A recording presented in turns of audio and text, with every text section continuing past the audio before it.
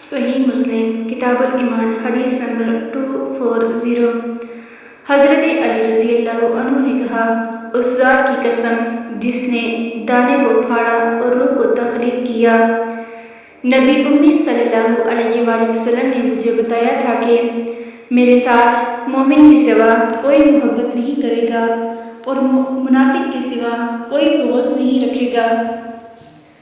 صحیح مسلم حدیث نمبر 21241۔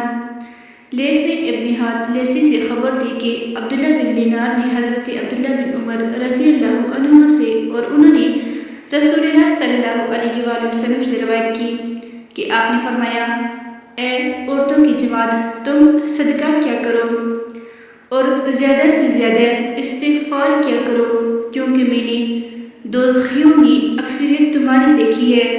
ان میں سے ایک دلیر اور سمجھدار عورت نے کہا، اللہ کے رسول، ہمیں کیا ہے، دوزخ میں جانے والوں کی اکثریت ہماری کیوں ہے؟ آپ نے فرمایا، تم لعنت بہت بیچتی ہو اور خاوند کا کفرانِ نعمت کرتی ہو۔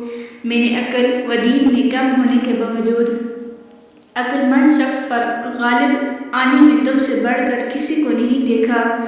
اس نے پوچھا، اے اللہ کے رسول، عقل و دین میں کمی کیا ہے؟ آپ نے فرمایا، عقل میں کمی یہ ہے کہ دو عورتوں کی شہادت ایک مرد کے برابر ہے، یا یہ تو ہوئی عقل کی کمی، اور وہ حیض کے دوران میں کئی راتیں اور دن گزارتی ہے کہ نماز نہیں پڑھتی اور رمضان میں بے روزہ رہتی ہے، تو یہ دین میں کمی ہے۔